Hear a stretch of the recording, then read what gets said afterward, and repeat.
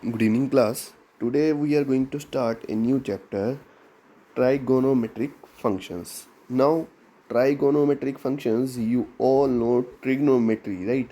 Trigonometry. In 10th class, you also have studied about trigonometry. That were the basics of trigonometry. Now we are going to see the trigonometric as trigonometric functions. As you all know, what are the functions? So first of all, to study the trigonometric, right, we have to see about the angles and all the things about angles, right? So first of all, what is the definition of angles? As you all are aware, it is measure of rotation of any given ray. Now what is ray? You all are aware of that has one endpoint and other endpoint is not fixed, right? About its own initial position, the original ray is called the initial side, the final position is called of the rays after rotation is called the terminal side of the angle. That means whenever I rotate one ray and the angle made by the original ray and the rotated ray, that is your angle, the measure of the rotation, right? The measure of the rotation is what? Your angle, right? Initial ray and terminal ray. Now you can see here that angles are of two type if the rotation is done anti-clockwise and if the rotation is done clockwise. So initial ray and terminal ray. So the point about which the ray is rotated, that is known as vertex, that is our O. Now terminal ray and initial ray, the measure of the angle of rotation is known as angle between them, right? Similarly in the clockwise. Now the angles measured anti-clockwise are always taken as positive. So it is a type of convention, right? So angles measured anti-clockwise are taken as positive and the angles measured clockwise are taken as negative always, right? Now if the initial ray comes back to its initial position after rotating, then we say one revolution is completed. Whenever the initial ray and the rotated ray coincides, or we can say meets, right, that is our complete revolution, right? One complete revolution. Now how to measure the angles? Now we have two types of quantities to measure the angles. First is degree measure. First is degree measure. If a rotation from a initial side to the terminal side is 1 by 360th of a revolution, that means if I am taking one revolution and I am taking 1 by 360th part of that revolution, it is known as measure of 1 degree. It is what? Angle of 1 degree, right? Now that means 1 degree is 1 by 360th of a revolution. That is one complete revolution will be what? 360 degree, right? So just remember a complete revolution will be what? 360 degrees. Now a degree can be further divided into minutes and seconds. Till your 10th class you have only studied about degrees. Now you will study about minutes and seconds as well. So if you will get such thing 42.5 degree, then what you will do? So in that case, degree can be further divided into minutes and seconds, as 1 degree will be equals to 60 minutes and 60 minutes will be 1 minute will be equals to 60 seconds. So 1 degree will be equals to 60 minutes and then again a minute will be equals to 60 seconds. So we will convert the degrees in point to seconds and minutes, whatever it will be required. So for example, if we have 47 by 2 degree, that means 23.5 or 23 and half degree. So I can write it as 23 degree plus half degree, right? So it will be what? Half degree. That means we have to convert it in minutes and seconds. Now you all know 1 degree has 60 minutes. So half degree will have 30 minutes. So you will get 23 degree 30 minutes. So this will be your answer for the 47 and half degree. 47 half degree, right?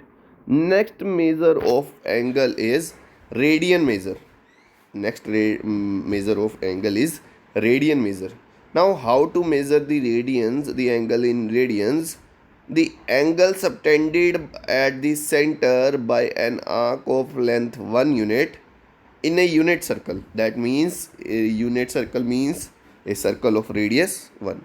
So the angle subtended at the center by an arc. Now AB is your arc and that is subtending a angle of 1 radian at the center of circle of radius 1 unit. So this is how we measure the radians. So similarly, one complete revolution will be equal to 2 pi radians, because actually the complete arc will be of perimeter 2 pi r, right? Radius is 1, so complete arc will have 2 pi of perimeter, right? So if it have 2 pi of perimeter and in a unit circle, it will make an angle of 2 pi radians at the center. So one complete revolution is equal to 2 pi radians. So more generally, if in a circle of radius r, an arc of length L subtends an angle theta radian. Now theta is in radians at the center, then theta will be equals to L by R, or L is equals to R theta. This is a relationship between arc length, radius and theta. L will be equals to R times theta. That is, L is your arc length, R is your radius of circle, theta is the angle subtended by that arc on the center of that circle. Now, relation between degree and radian measure. Since you all know a complete revolution in radians is what? 2 pi radians, and in degree it is actually 360 degree. So 360 degree will be equals to 2 pi radians, because both are one complete revolution, right? So 360 degree will be 2 pi radians. So 1 degree will be what? 2 pi by 360 radians. That means pi by 180 radians. So x degrees will be equals to x into pi by 180 radians. So if you have to change degrees into radians, you have to just do is multiply it with pi by 180. Multiply it with pi by 180. So you will get degree changed to radians. Next is radians to degree. So 360 degree will be equals to 2 pi radians. Same. 1 radian will be equals to 360 by 2 pi. That is 180 by pi degrees. So x radians will be equals to x into 180 by pi degrees. So whenever you have to convert radians into degrees, you have to just multiply with 180 by pi. Right? Next, we are converting some of the angles from degree to radians. So first of all, 0 degrees. 0 degrees, whenever I have to convert degrees into radians, I have to multiply by pi by 180. So 0 into pi by 180 will be 0. So 0 degree will be 0 radians. 30 degree. 30 degree, that means we have to multiply 30 by pi by 180. So it will be pi by 6. So 30 degree will be pi by 6 radians. And so on. 45 degree will be pi by 4 radians. 60 degree will be pi by 3 radians. 90 degree will be pi by 2. 180 will be pi. 270 will be 3 pi by 2. And 360 will be 2 pi. Now moving on to some examples for converting the degree to radians and radians to degrees. So now convert 40 degree 20 minutes into radians. Now we have degree, we have to convert it in radians. So how to convert it in radians? Multiply by pi by 180. But first of all, this quantity must be in degrees. It is actually in minutes now, right? So if it is in minutes, firstly change it in degrees. 1 degree will be equals to 60 minutes, you all know. So 20 minutes will be equals to 1 by 3 degree. 20 minutes will be equals to 1 by 3 degree. So we will get 40 1 by 3 degrees. 40 plus 1 by 3, right? So we will get 121 by 3 degrees. Now we have to convert 121 by 3 degrees into radians. So multiply it with pi by 180. So we will get pi 121 pi by 540 radians. So this is the radian measure of the degrees 40 degree and 20 minutes. So 40 degree and 20 minutes in radians is 121 pi by 540. Next question is about converting the radians into degrees. That says convert 6 radians into into degree measure. So you know, whenever you have to convert radian into degree, you have to multiply by 180 by pi. So multiply 6 with 180 by pi, you will get 180 into 6 by pi. And you all know what is the value of pi? 22 by 7. So 22 by 7, substituting the value of pi, we got 90 into 7 into 6 by 11. That means 3780, 3780 by 11 degrees. Now, as you can see, it is not completely divisible, so change it to mixed fraction. So you will get 343 7 by 11 degrees. Now 7 by 11 degrees. Now that means you have to convert it to minutes and seconds. So 7 by 11 degrees. 1 degree is 60 minutes. 7 by 11 degrees will be 60 into 7 by 11 minutes. So you will get 420 by 11. Now clearly it is also not exactly divisible by 11.